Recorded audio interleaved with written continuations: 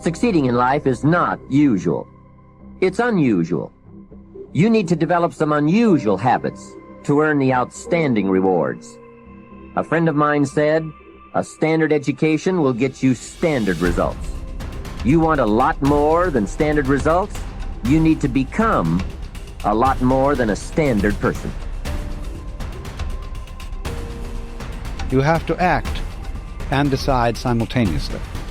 So what does that do? You see, that puts up a very curious problem, which in its own turn becomes a bind. This is true likewise of any sort of shooting, pistol shooting as well.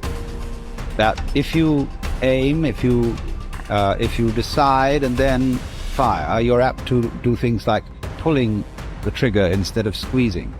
All kinds of wrong things are done. And you're always a moment too late if you decide first. To try and act quickly enough so that you overtake the preliminary decision. To try not to decide first. And that is an impossible problem. We intend to when the idea strikes us, and we intend to when the emotion is high. But now if you don't translate that into action fairly soon, now the intent starts to diminish. And a month from now it's cold. A year from now, it can't be found. So act. Set up a discipline when the emotions are high and the idea is strong and clear and powerful. That's the time to set up the discipline. Somebody talks about good health and you're stirred. Right. You need to get a book on nutrition. Get the book before the idea passes and before the emotion gets cold. Go for the book. Start the library. Start the talk. And you know you ought to do this. You really want to do this, but you don't know why you haven't done it. Now, first of all, we know that this is not easy, because in order to begin to reinvent your life, you've got to make a conscious, deliberate, determined effort. I think that among the things that prevent us from acting is the fear of failure. And if you've already failed, you don't want to fail again. The pain of that, the disappointment, the fear of loss is another thing. Because many times when we do those things that we know we need to do, we feel that we might lose somebody that we love very much and care about. We don't want to hurt anybody. Many of us don't act because we want other people's approval. We want everybody to like us and to accept us. And that's not possible. Life should be an exciting adventure. It should never be a bore. A man should live fully, be alive. He should be glad to get out of bed in the morning. He should be doing a job he likes to do because he does it well.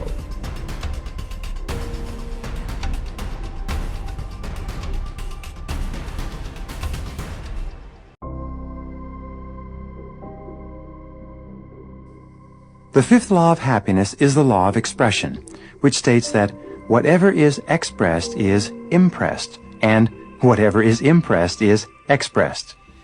Whatever you say, either to yourself or out loud, is impressed into your subconscious mind. And whatever is impressed into your subconscious mind will ultimately be expressed in your thoughts, your feelings, your conversation, and your actions. The more emotion that you use to express any thought or idea, the more deeply it will be impressed into your subconscious mind, and the more rapidly it will be re-expressed in your life. Whatever you say with conviction triggers thoughts, ideas, and actions consistent with those words, so be sure to pick your words carefully.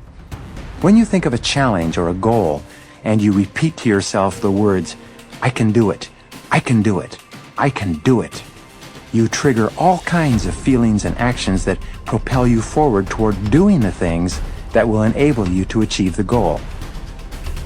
The sixth law of happiness is the law of reversibility. It states that just as your feelings determine your actions also determine your feelings. This is a remarkable and powerful law that says that even if you don't feel a particular way, such as self-confident or happy, if you act as if or pretend that you have the feelings already, the actions themselves will have a backflow effect and generate the emotions consistent with them. When you act in a certain way, the actions themselves trigger thoughts, images, feelings, and attitudes that are consistent with those actions.